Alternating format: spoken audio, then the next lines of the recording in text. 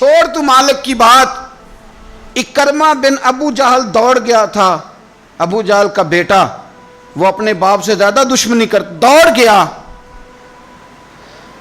اور وہ کہنے لگے لوگ مکے والے کہ اگر اکرمہ ہاتھ لگ گیا تو عمر فاروق اس کے ٹکڑے ٹکڑے کریں گے, علی لٹکا دیں گے اسے, یہ بڑا کافر ہے, بڑا ظالم ہے. اکرمہ کی بیوی آ کے مدینے والے رسول کے قدموں میں بیٹھ گئی, رو کے کہنے لگی سونیا چھوٹے چھوٹے بچے ہیں, تکلیف اس نے بڑی دی ہے, حضور اس نے اور اس کے باپ نے ستایا بڑا ہے, یا رسول اللہ کو مہربانی ہو جائے. تو نبی پاک نے سر سے پگڑی اتار کے دی, فرمایا جا اسے جا کے نشانی دینا کہ رسول نے تجھے معاف کر دیا. تو کون سے اتنے بڑے دعوتیں لیے بیٹھا ہے؟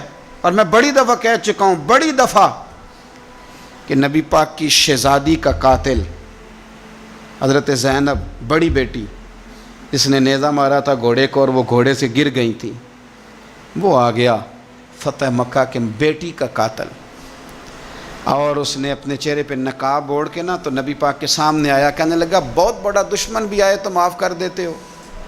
تو نبی کریم فرمانے لگے بیٹیاں بھولا نہیں کرتی, پر تو کلمہ پڑھ میں تجھے بھی معاف کرنے کو تیار. یہ بھولا نہیں کرتی, کیا کروں, بیٹیاں کہاں بھولتی, لیکن تو پڑھ نہ کلمہ. یارہ بات کو سمجھے, کون سی دعوتیں لیے بیٹھے ہو؟ کر لو اس بہن کو فون جس کے ساتھ بلا وجہ کا رٹا ڈال لیا ہے, چچا چچا ہی ہوتا ہے, وہ کوئی کافر اور مشرک تو نہیں نہ ہو گیا, کر لو صلح. اور سنو, میرے نبی پاک صلی اللہ علیہ وسلم نے فرمایا دو بھائی اگر ناراض ہوں تو جو صلح پہلے کرے گا وہ جنت میں پہلے جائے گا, آگے آگے چلے گا. مہربانی فرمائیں سب سے پہلے اپنی زندگی سے یہ عداوت نکالیں. ہمارا کسی سے رٹا ہی کوئی نہیں, جھگڑا ہی کوئی نہیں, کیا ضرورت ہے؟ جھگڑا اس کا ہوتا ہے جس کی کوئی ذات ہوتی ہے, جھگڑا اس کا ہوتا ہے جس نے اپنے آپ کو بت بنا لیا ہے, جھگڑا اس کا جس نے انا پال لی ہے, جھگڑا تو اس کا ہے جو کہتا ہے میں کچھ ہے ہوں, جھگڑا تو اس کا ہے. لیکن اگر میرے بھائی تیری ذات کوئی نہیں, تیرا رٹا کوئی نہیں, تو پھر حضرت سیدنا بلال حبشی حضرت ابو ذر غفاری سے ناراض ہو گئے تھے. بلال کا رنگ کالا تھا, ابو ذر غفاری کا گورا تھا. بلال مزدور آدمی تھے, ابو ذر غفاری سردار تھے. بلال حبشن کے بیٹے تھے, وہ چودھری کے پتر تھے. لیکن نبی پاک صلی اللہ علیہ وسلم نے فرمایا ابو ذر میں تب راضی ہوں اگر تجھ سے بلال راضی ہو تو سیدنا ابو ذر غفاری نے 1 منٹ نہیں لگایا, ذات کا بت کوئی نہیں تھا, جا کے تو جناب بلال کے سامنے لیٹ گئے, کہنے لگے حبشن کے بیٹے اٹھا اپنا پیر اور میرے منہ پہ رکھ, اور میں دنیا والوں کو بتاؤں کہ تھا تو حبشن کا بیٹا, پر مدینے والے رسول نے تجھے کتنی عزتیں عطا کر دی. ان اللہ و ملائکتہ یصلون علی النبی یا ایھا الذین آمنوا صلوا علیہ وسلموا تسلیما. الصلاۃ والسلام علیک یا سیدی یا رسول اللہ وعلی آلک واصحابک یا سیدی یا حبیب اللہ. الصلاۃ والسلام علیک یا سیدی یا نبی اللہ وعلی آلک واصحابک یا سیدی یا خاتم النبیین. اللہم صلی علی سیدنا و مولانا محمد معدن الجود والکرم وآلہ وصحبہ وبارک وسلم. حمد و صلاۃ کے بعد عزیز دوستو, بزرگوں اور بھائیوں, زندگی دولت کے انبار کے نیچے نہیں گزر سکتی. بڑے بڑے مکانات کے سائے میں وقت سکون سے نہیں گزرتا. معاشرے کے اندر سکھی وہ شخص ہوتا ہے جسے دنیا سے پیار ملتا ہے, جس کا کوئی بھائی ہوتا ہے, جس کا کوئی بیٹا ہوتا ہے, جس کے ماں باپ ہوتے ہیں, جس کے دوست احباب ہوتے ہیں. انسان اللہ کی بنائی ہوئی مخلوق سے سکھ پا کے سکھ ہی رہتا ہے, اور اگر اسے مخلوق سے سکھ نصیب نہیں ہوتا, کم لوگ ہوتے ہیں جو صوفیاء ہیں, جو بزرگ ہیں, جو مخلوق کے سکھ کی امید نہیں رکھتے. لیکن میں بالعموم بات کر رہا ہوں, عوامی سطح پر لوگوں کو ضرورت ہوتی ہے کہ میرا بیٹا میرا فرما بردار ہی ہونا چاہیے. خاتون یہ چاہتی ہے کہ اس کا شوہر اس کا کچھ نہ کچھ خیال رکھنے والا ہی ہونا چاہیے. خامد یہ تمنا کرتا ہے کہ میری بیوی میری خدمت گزار ہی ہونا چاہیے. تو یہ ساری چیزیں اس وقت معاشرے کے اندر پیدا ہوتی ہیں جب انسانوں کا انسانوں کے لیے پیار بڑھ جاتا ہے، جب وہ بہت ساری چیزوں کو درگزر کرنے لگتے ہیں، جب وہ خود محبت کو فروغ دیتے ہیں. قرآن مجید فرقان حمید نے ارشاد فرمایا کہ انما المؤمنون اخوہ. سورہ حجرات کے اندر اللہ فرماتے ہیں کہ یہ جو مومن ہے نا، یہ آپس میں بھائی بھائی ہیں. کتنا وسیع قرآن پاک نے اس عنوان کو کر دیا، کتنا زیادہ وسیع کر دیا. برادری کی، رنگ کی، قبیلے کی، علاقے کی ساری قید سے نکال کر فرما دیا کہ جس نے جہاں بیٹھ کے بھی نبی پاک علیہ السلام کا کلمہ پڑھا ہے وہ تمہارا بھائی بن گیا، جہاں بیٹھ کے بھی. اقبال کہنے لگے بازو تیرا توحید کی قوت سے قوی ہے اور اسلام تیرا دیس ہے، اس لیے کہ تو مصطفی ہے. جب لوگ قدورتیں پالنے لگ جاتے ہیں نا، نفرتیں، حسد، بغض، عداوت، کینہ پروری، تو ٹھنڈی جگہ پر بھی بیٹھ کے وہ سکون نہیں پاتے، اس لیے کہ ساتھ والے کو دیکھ کے جب 100 دفعہ گھورنا ہے اور جب آنے والے کا وجود برداشت ہی نہیں ہونا، اور جب انسان نے محسوس کرنا ہے کہ یہ بندہ آ گیا تو یہ کرب ہے. میرا کبھی کبھی دل کرتا ہے کہ دوستوں سے یہ پوچھوں کہ گرمی کا موسم آ جائے وہ زیادہ تنگ کرتا ہے کہ کوئی مخالف دوست آ کے بیٹھ جائے وہ زیادہ تنگ کرتا ہے؟ زیادہ دعا کیا ہوتی ہے کہ یا اللہ موسم ٹھنڈا کر دے، کہ یا اللہ یہ بندہ چلا جائے. میرا خیال یہ ہے کہ بعض لوگوں پر سخت بوجھ بن جاتے ہیں. تیزی سے فروغ ہوا ہے عداوت کا، نفرت کا، اور ہماری نفرتوں کی جو وجوہات ہیں ان میں بڑی وجہ یہ ہے کہ یہ بندہ میری طبیعت کا نہیں. مجھے صرف وہ بندہ درکار ہے جو میری مزاج کے مطابق چلے، ہاتھ باندھ کے میرے پیچھے چلے.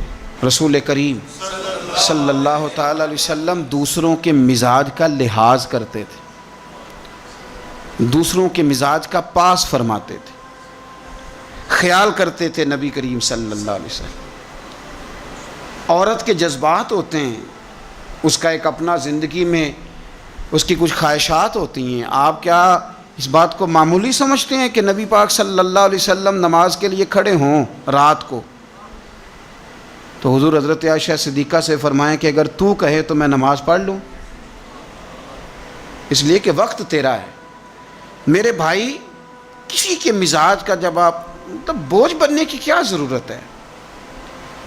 آپ سمجھ لیں، مزاج کو سمجھ لیں اور کوشش کریں کہ فروغ محبت ہو، عداوت نہ ہو. یہ جو ہمارے پاس موقع آتے ہیں نا، عید کے اور حج کے، قربانی کے، رمضان کے، یہ سارے موقع دراصل اللہ نے دیے ہیں کہ آپس میں محبتیں تقسیم کرو. اور یاد رکھنا، محبتیں بانٹنے سے بڑھ جاتی ہیں، یہ تقسیم کرنے سے بڑھتی ہیں، یہ زیادہ ہوتی ہیں. ہم محبت نہیں بانٹتے، ہم مفادات کو دیکھتے ہیں، ہم مفادات کو دیکھتے ہیں. میں نے تو زندگی میں ان لوگوں کو بھی دیکھا ہے کہ کسی آستانے پہ، کسی ادارے میں، کسی مسجد میں، کسی تنظیم میں ان سے کوئی پیار زیادہ ہو گیا تو انہوں نے پھر اپنے وہ مفاد سامنے رکھ کے کسی اور کو وہاں داخل ہونے دیا، ورنہ انہوں نے کسی کو قریب نہیں پھٹکنے دیا. کہیں ایسا نہ ہو جائے کہ وہ جو ہمارا نمبر ہے وہ پیچھے نہ چلا جائے. ہم لوگوں نے فروغ محبت نہیں کیا. دیکھو رسول کریم صلی اللہ تعالیٰ علیہ وسلم نے حضرت انس بن مالک رضی اللہ تعالیٰ عنہ سے فرمایا، یہ بخاری مسلم کی حدیث ہے، صبح صبح سرکار کی ملاقات ہوئی تو نبی پاک صلی اللہ علیہ وسلم نے فرمایا، اور لفظ بڑے خوبصورت ہیں حدیث کے. حضرت انس کہتے ہیں میں قربان جاؤں، میں تو غلام تھا نا، لیکن حضور فرمانے لگے، یا بنیا، او میرے بیٹے، تجھ سے ایک بات نہ کروں؟ یا رسول اللہ حکم کریں. تو نبی پاک علیہ السلام فرمانے لگے، انس بیٹا، پتر، اس بات کو یاد رکھنا کہ جب تو سویرے سو کے اٹھے تو سب سے پہلے اپنے دل پہ نظر ڈالنا، دیکھنا تیرے دل میں کسی کا بغض تو نہیں، کسی کی عداوت تو نہیں، اور پھر قربان جائیں. نبی پاک صلی اللہ علیہ وسلم نے یہ نہیں فرمایا کہ تجھے اتنی جزا ملے گی، اتنا ثواب ملے گا، اتنا اجر ملے گا. کیا انداز ہے کریم محبوب کا تیرے آگے ہیں یوں دبے لچے فصحا عرب کے بڑے بڑے، کوئی جانے منہ میں زبان نہیں بلکہ جسم میں جان نہیں۔ حضور فرمانے لگے انس، دیکھنا ذرا ترتیب جملوں کی، فرمایا انس صبح اٹھ کے اپنے دل پہ نظر ڈالنا، تیرے دل میں کسی مومن کا بغض تو نہیں؟ اور ثواب نہیں بیان کیا، بلکہ حضور فرمانے لگے انس خیال کرنا، بغض تو نہیں؟ اور فرمایا انس یہ خیال کرنا اور بغض نہ رکھنا یہ تیرے نبی کا طریقہ ہے، فرمایا یہ تیرے رسول کی سنت ہے، اس کا ذرا خیال رکھنا۔ گویا حضور نے فرمایا یہ میری وصیت ہے، میرے اس طریقے کو ذرا جاری۔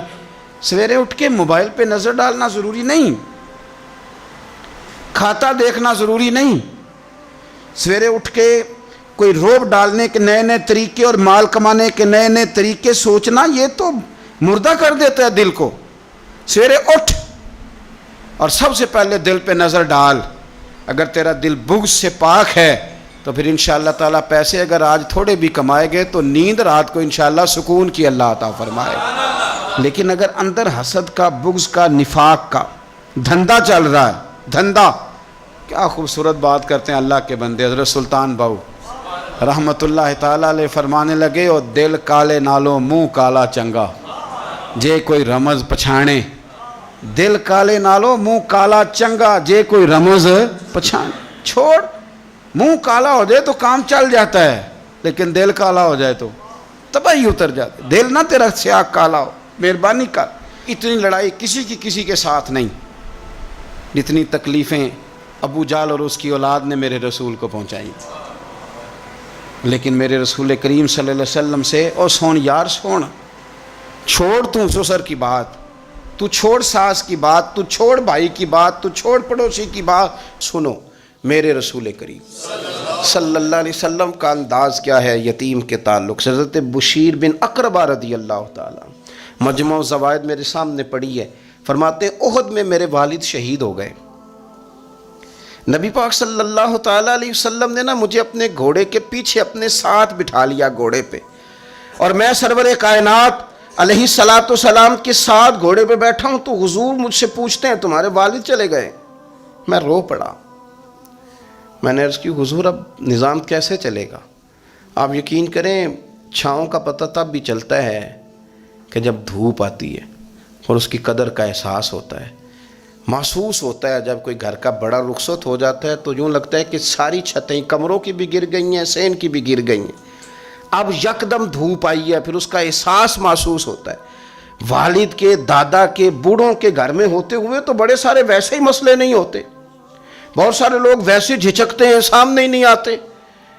تو حضرت بشیر بن اقربہ رضی اللہ تعالیٰ عنہ کہتے ہیں میں نے کہا حضور میرے ابا جی چلے گئے، اب میں اپنے آپ کو بڑی تکلیف میں محسوس کرتا ہوں، قربان جائیں۔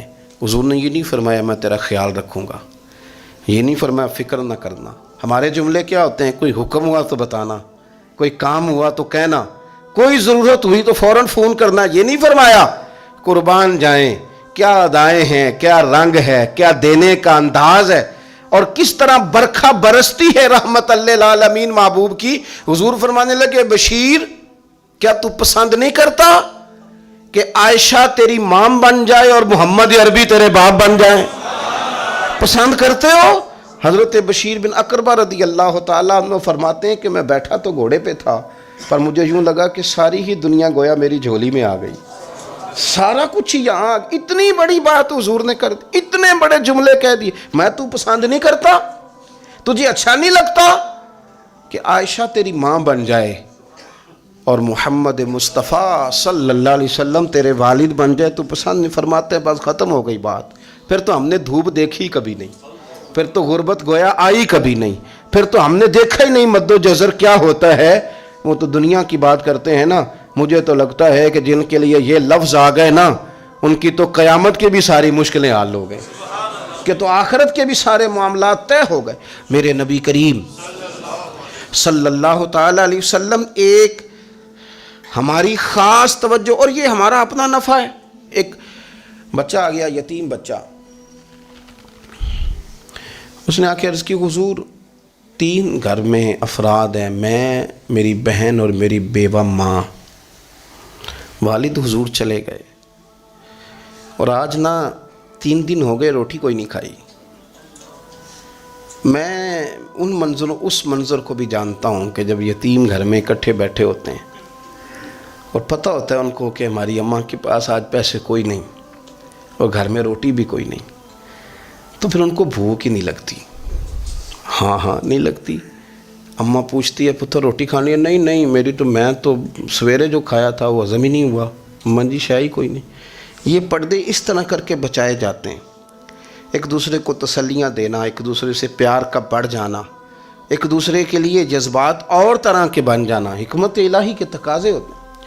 یا رسول اللہ صلی اللہ تعالیٰ علیہ وسلم، بیوہ ماں ہے، یتیم بہن ہے، 3 دن سے کھایا کچھ نہیں، قربان جائیں۔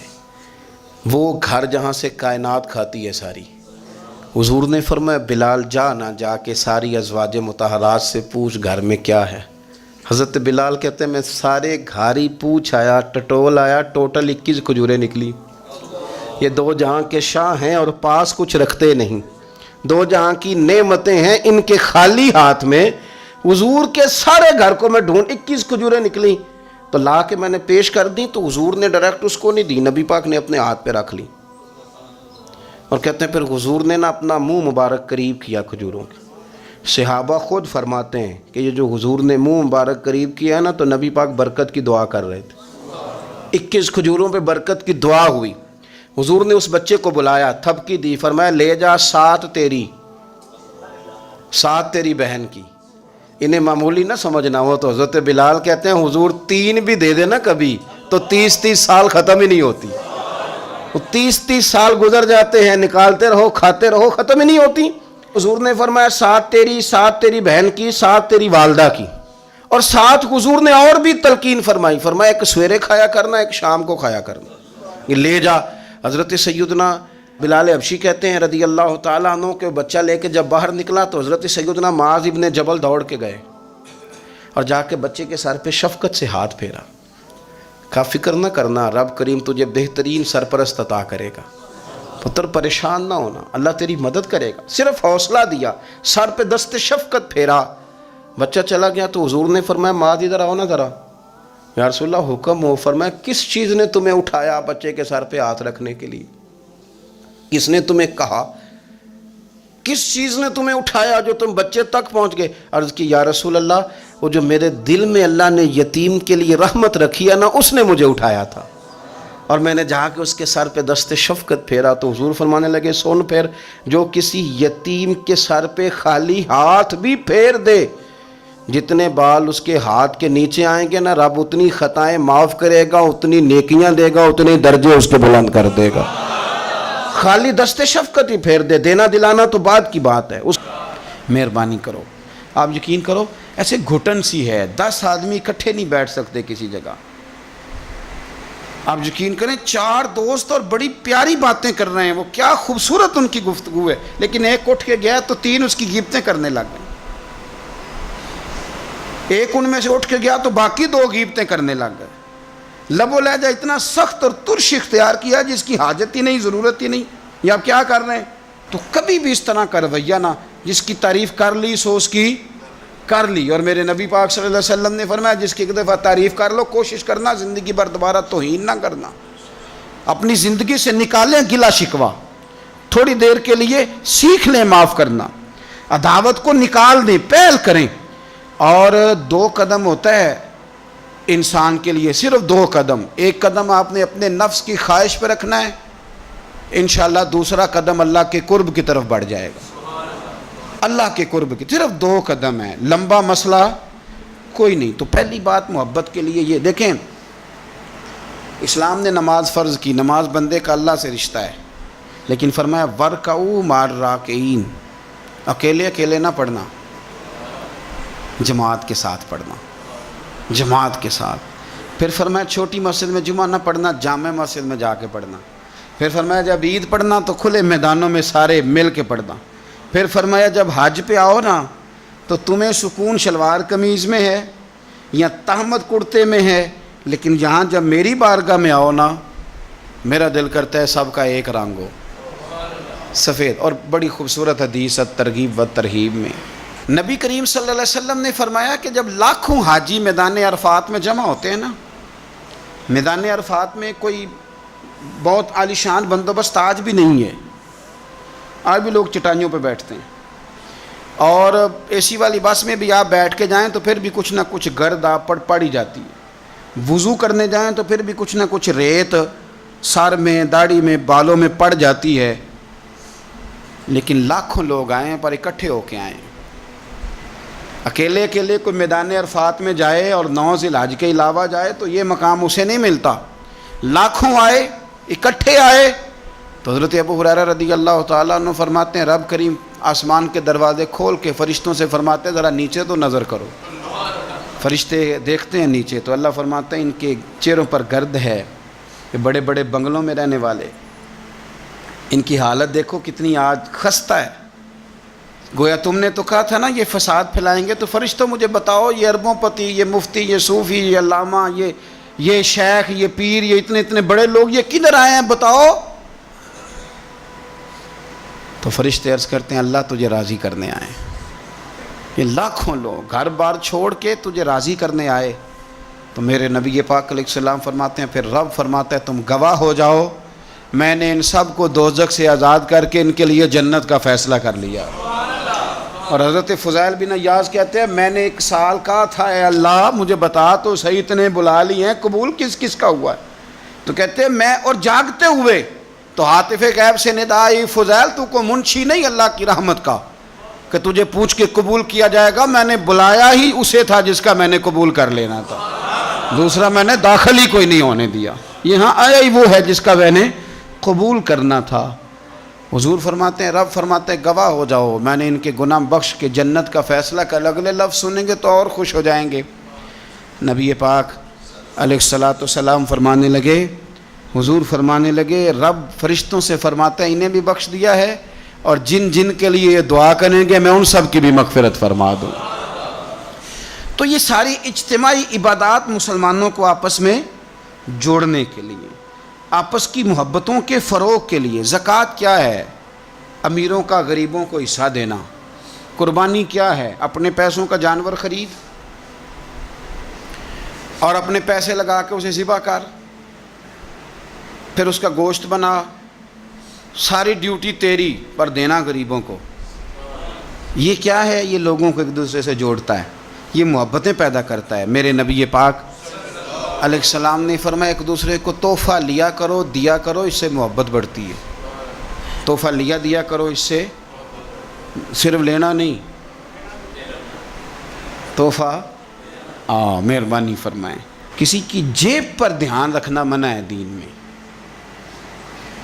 بلکہ نبی پاک صلی اللہ علیہ وسلم نے فرمایا اگر تم چاہتے ہو نا کہ لوگ تم سے پیار کریں تو فرمایا جو ان کی جیبوں میں ہے اس سے بے نیاز ہو جاؤ، پھر تم یہ چھوڑ دو کہ یہ میرے لیے لایا کیا ہے۔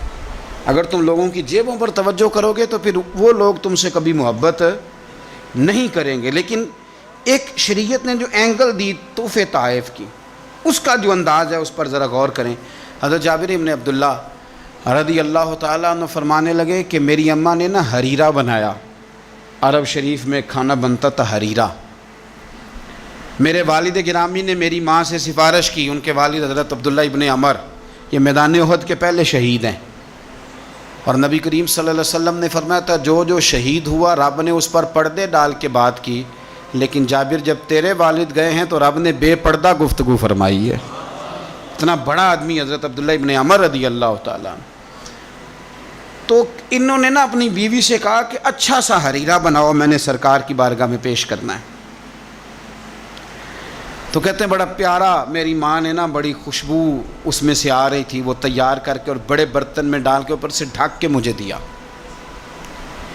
جب میں نبی کریم صلی اللہ علیہ وسلم کی بارگاہ عالی مرتبت میں پہنچا تو اس کی خوشبو تو دور سے آ رہی تھی، اور ویسے بھی اللہ تعالیٰ نے غیب کی کنجیاں حضور کو عطا فرمائی ہیں، لیکن نبی کریم صلی اللہ علیہ وسلم پھر بھی فرمانے لگے تیرے باپ نے گوشت پکا کے بھیجا میرے لیے، اندر حریرہ ہے اور خوشبو آ رہی ہے۔ حضور فرمانے لگے تیرے والد نے کیا گوشت بنا کے بھیجا؟ اللہ کرے آپ کو سمجھ آئے میری بات۔ سرکار کسی سے کسی چیز کا مطالبہ کریں تو یہ اس کے نصیب ہیں، یہ تو وہ قبول ہو گیا، چونکہ نبی کریم کی تو بیٹی سیدہ فاطمہ کے گھر اگر شام کو کھانا نہ پکے تو رب جنت سے بھیج دیتا ہے، تو سرکار کو تو محتاجی نہیں کسی کی. لیکن حضور صلی اللہ علیہ وسلم، آپ بات کو سمجھیے گا میں کیا عرض کر رہا ہوں، اس اشارے کو سمجھیں جس کو صحابہ سمجھے. نبی پاک صلی اللہ تعالی علیہ وسلم نے فرمایا تیرے ابا نے گوشت پکا کے بھیجا ہے. تو کہتے میں نے پلیٹ اٹھا کے عرض کی حضور نے یہ حریرہ ہے، تو سرکار نے وہ نکال لیا. کہتے ہیں حضرت جابر ابن عبداللہ کہ میں چونکہ پختہ عمر کا نہیں تھا، میں واپس گیا، میں نے جا کے عرض کی کہ ابا جی نبی پاک صلی اللہ علیہ وسلم کو تو پتہ تھا حریرہ ہے اور اس کی خوشبو بھی آ رہی، پھر حضور نے یہ کیوں فرمایا، یہ کیوں فرمایا کہ گوشت ہے اندر؟ قربان جائیں، جب عشق سکھاتا ہے آداب خود آگاہی، اقبال کہتے ہیں جب عشق سکھاتا ہے آداب خود آگاہی، آداب خود آگاہی، تو کہتے ہیں کھلتے ہیں غلاموں پر اسرار شہنشاہی. عطار ہو، رومی ہو، رازی ہو، غزالی ہو، کچھ ہاتھ نہیں آتا بے آہ سحر گاہی. کچھ لوگ اصل بات نہیں نہ کرتے، پتہ انہیں چل جاتا ہے. تو مرحوم اعظم چشتی نے کہا تھا نہ علماں وچ پھسا سانو تو یار دی گل سنا سانو. تو چکر میں ڈال رہے ہمیں، نہ علماں وچ پھسا سانو تو یار دی گل سنا سانو. اتنے علم دا سکہ نہیں چلدا جتھے عشق ہوراں دا ڈیرا ہے. تے جڑے عشق تیرے نے چور کیتے انہاں دل دنیا تو دور کیتے. تیرے عشق نے پھر مجبور کیتے انہاں نو بھول گیا تیرا میرا ہے. کہا گھر جا کے میں نے عرض کی، میں نے کہا ابا جی حضور کو تو پتہ تھا حریرہ ہے، تو سرکار نے یہ کیوں فرمایا کہ گوشت لائے ہو؟ تو کہتے ہیں میرے ابا کی آنکھوں میں آنسو آ گئے. آپ سمجھے نا، جب عشق سکھاتا ہے آداب خود آگاہی، رو پڑے اور فرمانے لگے تو خوش قسمت نہیں کہ حضور نے تجھ سے پوچھا ہے کہ تیرے باپ نے گوشت بھیجا ہے، فرمایا جلدی کر ایک بکری پکڑ کے لا. کہتے ہیں میں باڑے سے بکری پکڑ کے لایا، میرے ابا نے اسے بنایا اور بڑے پریم سے گوشت بنایا اور میری ماں نے پکایا اور پھر برتن میں ڈالا. کہتے ہیں غروب آفتاب ہونے والا تھا جب میں وہ کھانا لے کے گوشت لے کے در رسول پہ پہنچا، اور جا کے جب میں نے پیش کیا تو حضور نے نہیں پوچھا کیا لائے ہو، اب نہیں پوچھا. جب عشق سکھاتا ہے آداب خود آگاہی، پھر کھلتے ہیں غلاموں پر اسرار شہن، اب نہیں پوچھا کیا لائے ہو، بلکہ کہتے ہیں میں نے جا کے رکھ دیا. تو سرکار فرمانے لگے اللہ تجھے، تیری ماں کو، تیرے باپ کو میری طرف سے بھی بہترین جزا عطا کرے اور سارے نبیوں کی طرف سے بہترین جزا عطا فرمائے. بات کو سمجھیں، یہ جو تحائف ہوتے ہیں دیکھیں نا، پہلا حق سب سے پہلے غریبوں کو دینا ہے. اور جب آپ سمجھ لیں کہ میں اپنے محلے میں غرباء کو تقسیم کر چکا تو پھر آپ نے یہ تحفہ بانٹنا ہے، پھر عید پہ تحفے دینے ہیں.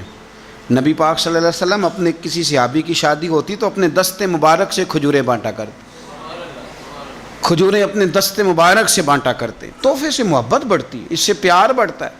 تو تحائف کا تبادلہ کریں، لیکن میں کہہ چکا ہوں کہ صرف لینے کا مزاج نہ بنائیں، یہ دو طرفہ معاملہ ہے، اس پر آپ غور کریں.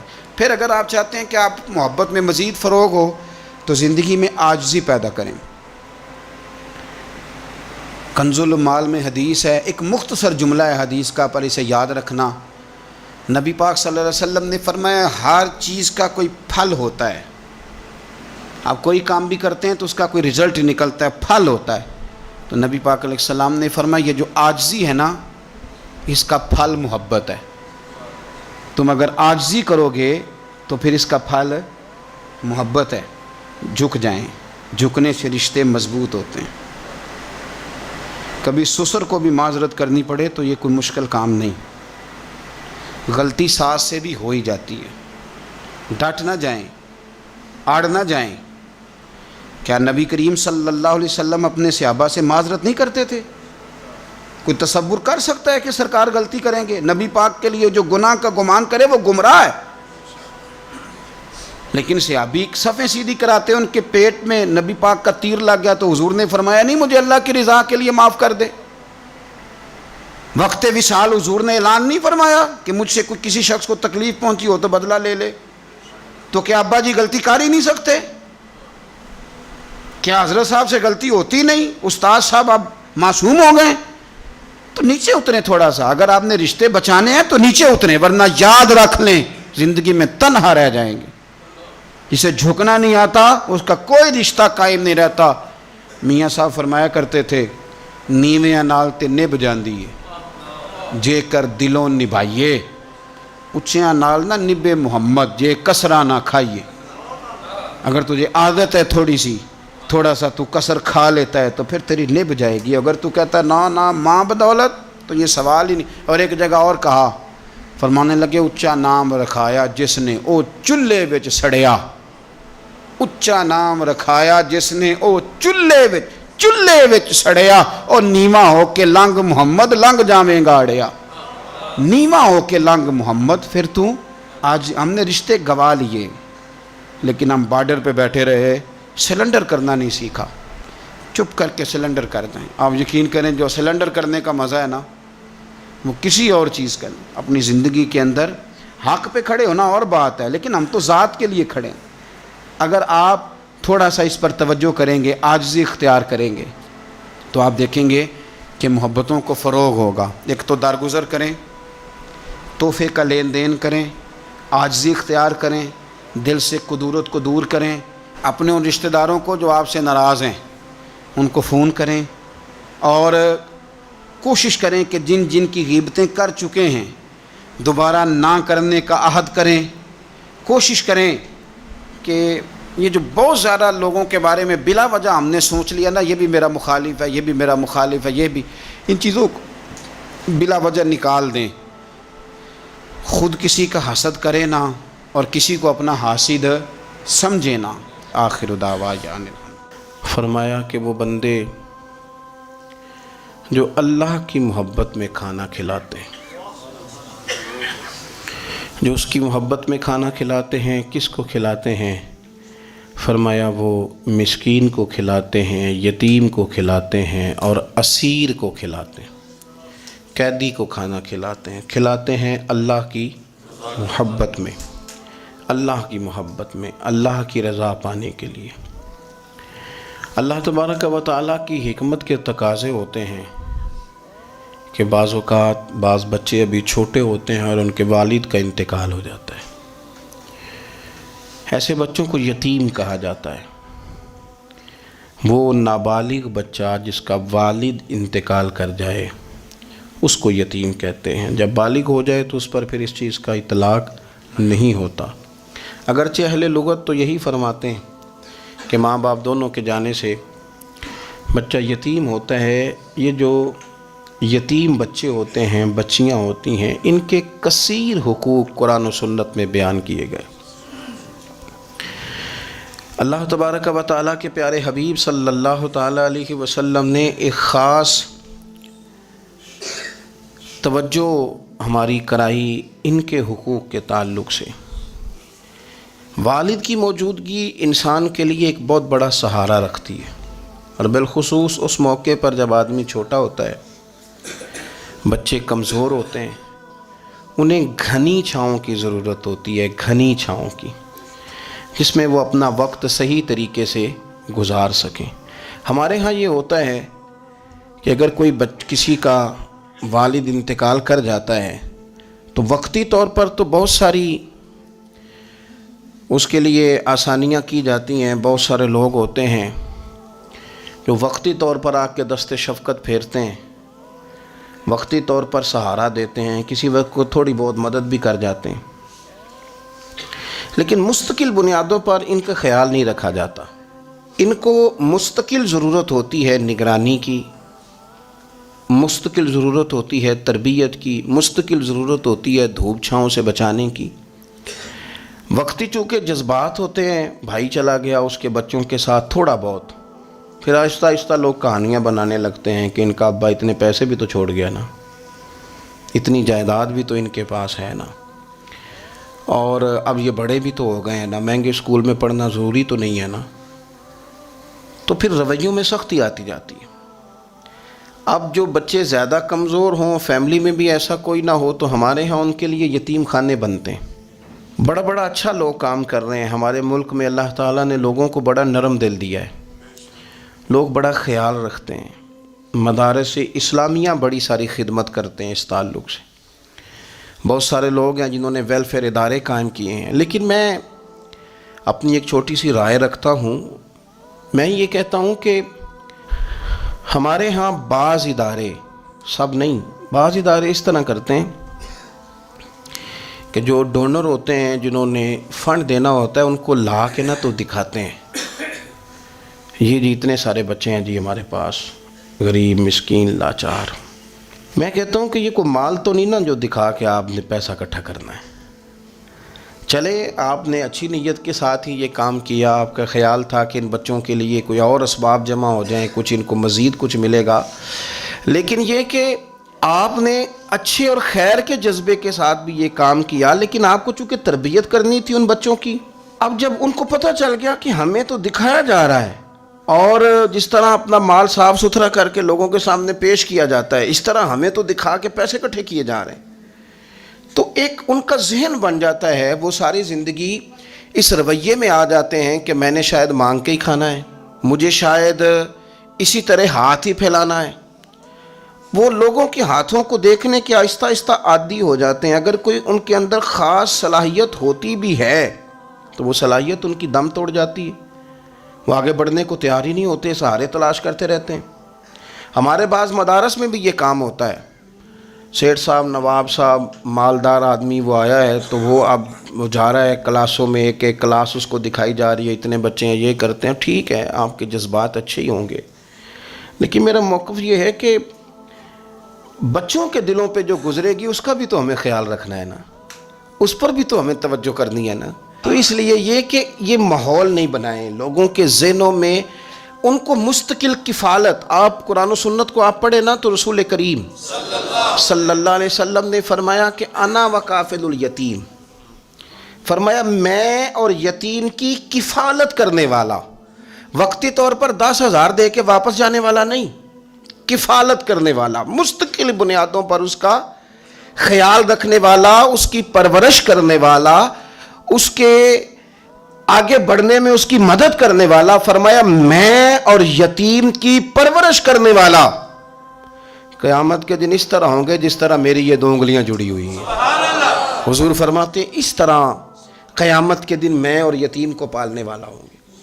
تو اچھے جذبوں کے ساتھ، خوبصورت رویوں کے ساتھ، اللہ کی رضا کو پیش نظر رکھتے ہوئے ان بچوں کو، اور یہ 1 2 4 لوگوں کی تعداد نہیں، یہ ڈھیر سارے بچے ہوتے ہیں، ڈھیر سارے۔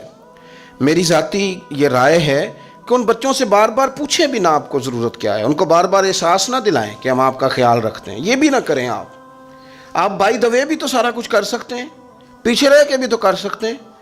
بہت سارے ایسے لوگ ہیں نہ کبھی پلٹ کے دیکھا ہی نہیں، کون ان کو پال رہا ہے، لیکن کوئی ہے، کوئی بیٹھا ہوا دور دعا دیتا ہے، میں ڈوبتا ہوں سمندر اچھال دیتا ہے۔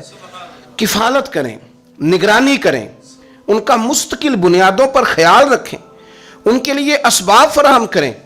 میرے رسول پاک صلی اللہ تعالی علیہ وآلہ وسلم ارشاد فرماتے ہیں کہ تمہیں بتاؤں گھروں میں سب سے بہترین گھر کون سا ہوتا ہے؟ او میرے بھائیوں، وہ کتنا کو بہترین گھر ہے جسے مدینے والے رسول نے بہترین کہہ دیا ہے۔ فرمایا تمہیں بتاؤں نا گھروں میں بہترین گھر کون سا ہے؟ ہم سمجھتے ہیں ٹائلیں اچھی ہوں، کمرے ہوادار ہوں، اور کچن جو ہے وہ انواع و اقسام کے کھانوں سے بھرا ہوا ہو، سین اچھا ہو، اور جناب ہر چیز کی سہولیات گھر میں ہو، امن ہو، سکون ہو۔ نہیں، حضور فرماتے ہیں مجھ سے پوچھو نا بہترین گھر کون سا ہے؟ تو یا رسول اللہ بتائیے، سیاستہ میں حدیث ہے، کریم رسول فرمانے لگے گھروں میں بہترین گھر وہ ہے جس میں کوئی یتیم رہتا ہو اور اس کے ساتھ سلوک اچھا کیا جاتا ہو، اچھا سلوک کیا جاتا ہو، یتیم کو رکھا جائے، پھر اس کی پوری نگرانی کی جائے، اسے پورا پیار دیا جائے، اسے پوری محبت دی جائے، یتیم رہتا ہو اور اس کا خیال بھی رکھا جاتا ہو۔ اور میرے نبی کریم صلی اللہ تعالی علیہ وسلم فرمانے لگے تمہیں بتاؤں نا کہ گھروں میں بدترین گھر کون سا ہوتا ہے؟ بدترین گھر کون سا ہے؟ حضور بتائیے، فرمایا جس میں کوئی یتیم رہتا اور اس کے ساتھ سلوک نہ صحیح کیا جاتا ہو، اس کو تکلیف دی جاتی ہو، وہ کرب میں ہو، وہ تکلیف میں ہو، وہ اذیت میں ہو۔ رکھنے والوں نے رکھ تو لیا ہے لیکن ان کو پتہ ہی کوئی نہیں ہے کہ ان کے ساتھ ہم نے رویہ کس طرح کا رکھنا تھا۔ یہ ایک اللہ کی قدرت ہے، اس کی حکمت ہے۔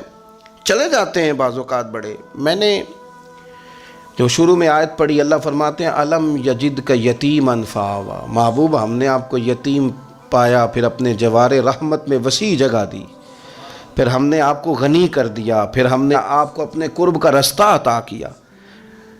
اللہ نے نبی کریم علیہ السلام کو در یتیم پیدا فرمایا۔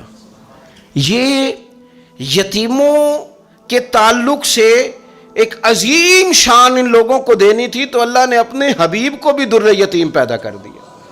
یہ ایک خاص قسم کا کرب ہوتا ہے۔ ظاہر ہے جس آدمی نے جو چیز چکھی ہوئی ہوتی ہے وہی اس کے ذائقے سے آگاہ ہوتا ہے، دوسرا دور کھڑا اسے آگاہ نہیں ہوتا۔ جو چکھ لیتا ہے، جو پانی میں اتر جاتا ہے، وہ اس کی گہرائی بھی جانتا ہے اور ٹھنڈا کتنا یہ بھی سمجھتا ہے۔ جن لوگوں نے یہ دور گزارا ہوتا ہے ان کو اس کا پتہ ہوتا ہے۔ نبی کریم صلی اللہ علیہ وسلم نے یہ وقت بتایا تھا، حضور نے یہ دیکھا تھا۔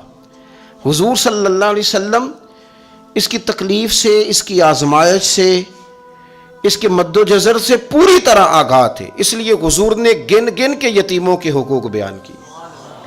میں نے اپنی زندگی میں یہ نظام دیکھا ہے، پہلے 2 ہفتے لوگوں کی نظروں میں بڑا پیار، اگلے 2 ہفتے اس میں تھوڑی سی کمی، پھر اس کے بعد آہستہ آہستہ کہنا کہ چلو کوئی تعلیمیں حاصل کرنا ضروری تو نہیں نا، چلو یہاں پڑھنا ضروری تو نہیں نا، چلے بندے کو خرچے بھی تو کم، پھر آہستہ آہستہ، چونکہ کوئی بھی چیز ہے نا وہ پرانی ہوتی ہے، اس میں کمزوری آنا، پھر لوگوں کے لب و لہجے کا تبدیل ہونا، پھر بعض اوقات کسی شخص کا آ کے کوئی بات پوچھنا تو اس کے سوالوں میں چبھن، اس کے لب و لہجے کے اندر گھٹن کہ کتنے بجے باہر جاتے ہو، کب واپس آتے ہو، اب شام کو کتنے بجے جاتے ہو۔ ابا بھی یہ باتیں پوچھتے ہیں، وہ بھی یہ کام کرتے ہیں، لیکن اس رویے کے اندر جو چاشنی ہوتی ہے وہ اور ہوتی ہے، اس میں جو درد ہوتا ہے وہ، اور کسی کا یہ پوچھنا اور پھر اس انداز سے پوچھنا کہ محسوس ہو کہ لب و لہجے سے طنز چھلک رہا ہے اور باتوں سے جو ہے شیرینی کی بجائے لہو ٹپک رہا ہے، اور آپ تیزاب کا کام کر رہے ہیں یہ سوال جواب کر کے۔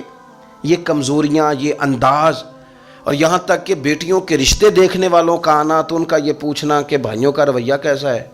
ابا کے ہوتے لوگ یہ سوال نہیں پوچھتے، والد کے جانے کے بعد پوچھتے ہیں آپ کے بھائیوں کا رویہ آپ کے ساتھ ٹھیک ہے، یعنی معنی یہ ہے کہ وہ کچھ دیں گے کہ نہیں دیں گے، وہ کچھ جہیز بنائیں گے کہ نہیں بنائیں گے۔ یہ ساری چیزیں اس کرب سے وہ بچے گزرتے ہیں، اور پھر وہ بڑے قریبی لوگوں کو بھی اپنا قریبی سمجھنا چھوڑ جاتے ہیں۔ پھر ایک وقت ایسا آتا ہے کہ وہ سمجھتے ہیں ہمیں اپنے دامن میں ہی اپنے آنسو چھپا لینے چاہیے، کسی کو نظر نہ آئے۔ وہ محسوس کرتے ہیں کہ ہمیں خود سے ہی بس سمٹ جانا چاہیے، کسی تک ہماری کوئی چیز پہنچے نہ۔ آہستہ آہستہ لوگ چیزوں کو چھپانے لگتے ہیں، اور یہ پوچھنا کہ روٹی کھائی ہے کہ نہیں کھائی، تو اس طرح پوچھنا جیسے کوئی خیرات لے کے کھڑا ہے دروازے پہ، آپ نے کھلانی ہوتی تو کھلا دی ہوتی۔ آپ نے گرمیوں کے کپڑے لے لیے ہیں کہ نہیں لے لیے، تو اس کا رنگ اس طرح کا ہے کہ جس طرح کسی کو اس طرح پوچھا جا رہا ہے کہ جیسے بڑا بھکاری ہے۔ یہ ساری چیزیں ہم اس انداز میں کرتے ہیں کہ وہ جو خوبصورت، میں کہہ چکا ہوں کہ پھر اگر کسی ادارے میں وہ بچے ہیں تو وہاں ان کو دکھایا جاتا ہے کہ اتنے بچے ہیں تو ہمیں فنڈ چاہیے۔ آپ اچھی نیت سے کر رہے ہوں گے صاحب، لیکن آپ اس کومپل کو بھی تو دیکھیں نا کہ اس نے کھلنا ہے، اس نے پھول بننا ہے، اس نے کس طرح چھاؤں لوگوں کو دینی ہے جب وہ خود مرجھا جائے گا۔ پھر یہ لوگوں کو، ایسے بچوں کو میں نے عام لوگوں سے نفرت کرتے دیکھا، پیچھے ہٹتے دیکھا، لوگوں کے لیے ان کے دلوں کے اندر اچھے جذبات نہ رہے۔ انہوں نے محسوس کیا کہ یہ ہمارے ساتھ تعاون کرنے نہیں آئے، یہ ہماری عزت کو مجروح کرنے آئے، یہ شفقت کرنے نہیں آئے، یہ تو خیرات دینے آئے۔ اس کا خیال رکھنا۔ تو یہ جو ہمارے مدارس ہیں نا، ان میں اکثر بچے غریب ہوتے ہیں، لیکن کچھ بچے تگڑے گھروں کے بھی ہوتے ہیں، مالدار گھروں کے بھی ہوتے ہیں۔ اس میں اگر کوئی ایسا بچہ آ بھی جاتا ہے نا جو یتیم ہے، کمزور ہے، تو وہ اپنے آپ کو محسوس نہیں کرتا کمزور، کیونکہ وہ یہ نہیں سمجھتا کہ میں یتیم خانے میں آیا ہوں۔ اس کے ذہن میں مائنڈ سیٹ یہ ہوتا ہے کہ میں مدرسے میں آیا ہوں اور میں پڑھنے کے لیے آیا ہوں۔ اور چونکہ وہ کچھ وزادار بچے، مالدار بچوں کے ساتھ وقت گزارتا ہے، اسی دسترخوان پہ بیٹھ کے کھاتا ہے، اسی کلاس میں سب کے ساتھ بیٹھ کے پڑھتا ہے، تو اس کی عزت نفس مجروح ہونے کی بجائے طاقت پکڑتی۔ وہ برابری کی سطح پہ جب آتا ہے تو اسے محسوس ہوتا ہے کہ مجھے عزت دی جا رہی۔ اس لیے مدارس اسلامیہ میری نظر سب سے مضبوط جگہ ہیں جہاں مساکین کی، یتیموں کی، غریبوں کی صحیح معنوں میں کفالت بھی ہوتی ہے، تعلیم بھی ہوتی ہے۔ عزت بھی ہوتی ہے, تربیت بھی ہوتی ہے. میرے رسول کریم علیہ السلام بڑے انہماک کے ساتھ, بڑے توجہ کے ساتھ. اچھا ایک کام اور ہوتا ہے ہمارے ہاں, وہ کیا ہے؟ اگر کوئی یتیم مال چھوڑ گیا نا اس کا باپ, تو پھر تو وارے نہیں آ رہے ہیں اس کے. پھر تو اللہ خیر کرے کہ بہت سارے مل جائیں گے کفالت کرنے والے, بہت سارے ملیں گے دھیان رکھنے والے, بڑے سارے ملیں گے توجہ دینے والے. قرآن مجید نے فرما دیا ہے کہ جو یتیم کا مال کھاتا ہے وہ سمجھ لے کہ میں مال نہیں کھا رہا, میں آگ کھا رہا ہوں, آگ کھا رہا ہوں, آگ. سورہ نساء دیکھیے. ہمارے ہاں اگر تو وہ مال چھوڑ گیا ہے تو پھر تو بہت سارے رشتہ دار مستقل اس کے محلے میں مکان لینے کو تیار ہو جاتے ہیں, الا ماشاء اللہ. پھر تو بڑے سارے ایسے بھی رشتہ دار بن جاتے ہیں جن کو والد کی موجودگی میں کبھی زیارت کا موقع بھی نہیں ملا تھا. یہ مال جو یتیم کا ہے اس کی تو زیادہ حفاظت کرنی تھی. ہم کئی دفعہ مسئلہ بتاتے ہیں, لوگ فتویٰ بازی شروع کر دیتے ہیں. مجھے بلایا گیا کہ ایک صاحب کا انتقال ہو گیا تو ان کا ختم شریف ہے, تو بچے ان کے نابالغ ہیں. تو میں نے کہا کہ آپ اس طرح کریں, ان کے مال میں سے زیادہ پیسے نہ صرف کریں. نہیں جی نہیں, بڑے پیسے کمائے ہیں جی, اس نے ساری زندگی باہر نکالی ہے تو لاکھوں کروڑوں کمائے ہیں, تو چھوٹا گوشت پکائیں گے, بکرے کا گوشت پکائیں گے اور ہم ان کا ختم شریف دلائیں گے. تو میں نے کہا صاحب آپ رشتہ دار ہیں, ان کے بچوں کے مال کی حفاظت کریں. ختم شریف تو اس میں گوشت زیادہ ہونا ضروری نہیں, اس میں تو درد سے دعا کرنا ضروری ہے, اس میں تو تلاوت قرآن پاک کے سال ثواب میں ضروری ہے, ذکر اذکار ضروری ہیں. لیکن کیا کیا جاتا ہے کہ بے دریغ مال ان کا اگر ہو تو, ایک حدیث پاک ہے بخاری مسلم میں, بڑے غور سے سنیے گا اور اس کے اندر جتنے پہلو ہیں ان پر پوری توجہ دیجئے گا کہ کہیں ہم ادھر آ تو نہیں گئے. رسول پاک صلی اللہ علیہ وسلم نا ہمارے لیے سب سے بڑے حکیم ہیں, سب سے زیادہ حکمت حضور نے ہمیں بتلائی ہے کہ اس رستے چلو گے تو بچو گے, اس رستے جاؤ گے تو ہلاک ہو جاؤ گے. نبی کریم علیہ السلام نے فرمایا, بخاری مسلم ہے, فرمایا 7 ہلاک کرنے والی چیزوں سے بچنا, اگر ان میں تم چلے گئے تو ہلاک ہو جاؤ گے. 7 چیزیں ہیں جو تمہیں ہلاک کر دیں گے, برباد ہو جاؤ گے, تباہ ہو جاؤ گے, ہلاکت کا سفر ہے یہ. 7 چیزوں سے بچو. یا رسول اللہ صلی اللہ علیہ وسلم وہ کون کون سی؟ تو حضور نے فرمایا اللہ کے ساتھ شریک نہ کرنا, ہلاک ہو جاؤ گے. دوسرا نبی پاک صلی اللہ علیہ وسلم نے فرمایا جادو نہ کرنا, ہلاک ہو جاؤ گے. ہلاک اور یار جسے حضور فرما رہے ہیں ہلاک ہو جائے گا, وہ بچے گا. نبی پاک صلی اللہ علیہ وسلم نے تیسرے نمبر پر فرمایا جس شخص کے قتل کرنے کو اللہ نے حرام قرار دیا ہے اسے قتل نہ کرنا, ہلاک ہو جاؤ گے. چوتھے نمبر پر رسول پاک علیہ السلام نے فرمایا سود نہ کبھی بھی کھانا, ہلاک ہو جاؤ گے, ہلاک. بڑی بڑی دلیلیں دی بینک والوں نے, بڑا سمجھایا تو حاجی صاحب مان گئے, محترم مان گئے, کہنے لگے نہیں جی نہیں وہ کاروبار میں لگاتے ہیں. بڑے بھولے بالے ہیں ہم, پتہ سارا ہے. اور دیکھو سب کاموں کے باوجود مستقل بینکوں میں پیسے اس اکاؤنٹ میں رکھے ہوئے ہیں جہاں سے مستقل سود آتا ہے. حضور نے فرمایا نہ کرنا یہ کام. تو کہتا ہے میں سود پہ پیسے لے کے کاروبار چمکاؤں گا, تیرے نبی پاک نے تو فرمایا تو ہلاک ہو جائے گا. تو کہتا ہے میں میل لگاؤں گا, حضور نے تو فرمایا ہلاکت ہے. تو کہتا ہے میں بڑا کچھ کر جاؤں گا تو ہلاکت ہے. اچھی طرح سمجھ لیں, اصل مال بھی ضائع ہو جاتا ہے اس بندے کا جو سود کا مال ملا لیتا ہے, اصل برکت بھی اڑ جاتی. اور میرے نبی پاک صلی اللہ علیہ وسلم نے 5ویں نمبر پہ فرمایا یتیم کا مال نہ کھانا, ہلاک ہو جاؤ گے. نہ کھانا ان کا مال, یہ کروڑوں ہو, اربوں ہو یا 10 روپے ہو, یتیم کا پیسہ نہ کھا جانا, ہلاک ہو جاؤ گے, ہلاکت تمہیں آ لے گی. اور پھر 6 نمبر پر نبی پاک علیہ السلام نے فرمایا کفر سے جہاد ہو رہا ہو تو کبھی پیٹ پھیر کے بھاگنا نہ, ہلاک ہو جاؤ گے.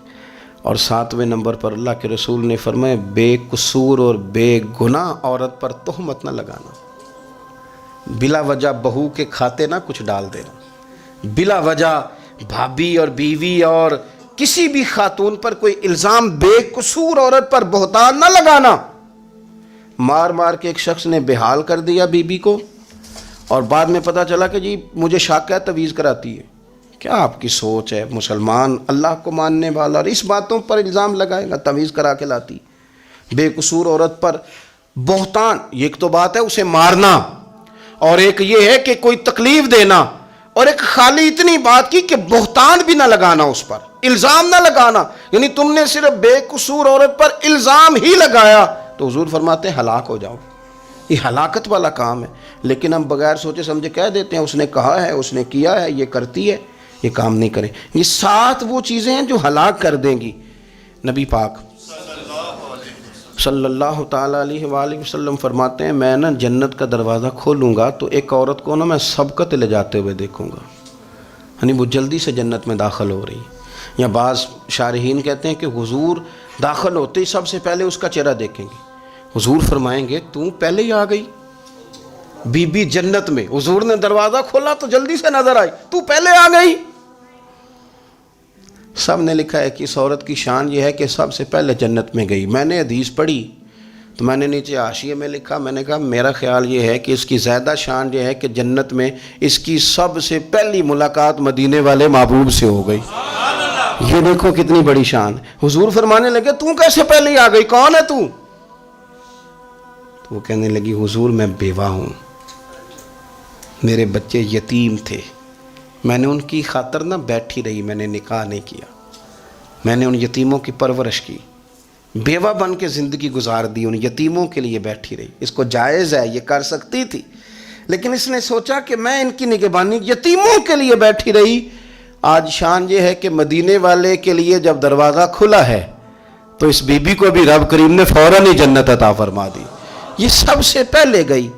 میں نے دیکھی ہیں ایسی عورتیں 23 سال میں بیوہ ہوئی پر عمر بچوں کے نام کر دی. اسے پتہ تھا کہ کل کو جب یہ بڑے ہوں گے تو یہ اپنے کمرے کا دروازہ بند کر لیں گے. یہ نہیں پوچھیں گے کہ اماں سوئی ہے کہ جاگ رہی ہے. ان کا آنا جانا الگ سے ہو جائے گا، ان کے تعلقات اپنے ہو جائیں گے. پر یہ بیٹھی رہی، یہ بیٹھی رہی. اس نے بچوں کو وقت دیا تو بچے تو کیا اس کو صلہ دیتے تھے، رب نے یہ صلہ دیا ہے کہ سب سے پہلے اسے جنت میں داخلہ عطا فرمایا. ابو داؤد شریف میں مسند امام احمد بن حنبل میں حدیث ہے، نبی پاک صلی اللہ علیہ وسلم کے چچا زاد تھے حضرت جعفر طیار، مولا علی شیر خدا کے بھائی تھے. جنگ موطا میں شہید ہو گئے. وہاں سے کوئی خبر لے کے نہیں آیا، لیکن رب خبریں دیتا ہے نا اپنے حبیب کو. اللہ غیب کے خزانوں کی کنجیاں دیتا ہے اپنے محبوب کو. نبی کریم صلی اللہ تعالیٰ علیہ وسلم نا ان کے گھر گئے. ان کی زوجہ کا نام اسماء بنت امیس تھا. حضور نے فرمایا اسماء میرے بھتیجوں کو میرے پاس لاؤ، محمد بن جعفر اور عبداللہ بن جعفر رضی اللہ تعالیٰ عنہ. بچے قریب آئے. حضور کو پتہ ہے ان کے والد شہید ہو گئے. نبی پاک نے اپنی ناک مبارک ان کے رخساروں پہ رکھے، پھر حضور نے ان کا ماتھا چوما، پھر نبی پاک صلی اللہ علیہ وسلم نے سینے سے لگایا. فرمایا حجام کو بلاؤ نا ذرا، ان کے بال تراشے، کتنی بڑے ہو گئے، حجامت ہونے والے. حضور پیار کر رہے تھے، آنکھوں میں آنسو تھے. تو جناب اسماء قریب آئیں، کہنے لگے حضور میرے شوہر کی کوئی خبر آ گئی ہے؟ تو نبی پاک صلی اللہ تعالیٰ علیہ وسلم نے گردن مبارک اٹھائی تو آنکھوں میں آنسو تھے. فرمایا رب نے میرے بھائی کو شہادت کا درجہ عطا کیا ہے. فرمایا کوئی آہ و بکا نہ کرنا میرے بھائی پر، اللہ نے اسے شہادت کا درجہ دیا ہے. حضرت جعفر طیار کے گھر والوں کے لیے حضور نے صحابہ کو حکم دیا کہ یہ غم میں ہیں، ان کے لیے کھانے پکا کے لاؤ. پھر نبی پاک ان بچوں سے پیار کرنے لگے. فرمانے لگے یہ جو ہے نا محمد بن جعفر یہ اپنے دادا جناب ابو طالب سے ملتا جلتا ہے، اور یہ جو عبداللہ بن جعفر ہے یہ تو سارا میرے ساتھ ملتا جلتا ہے. نبی پاک صلی اللہ علیہ وسلم پیار کرتے، باتیں کرتے. حضرت اسماء رونے لگیں.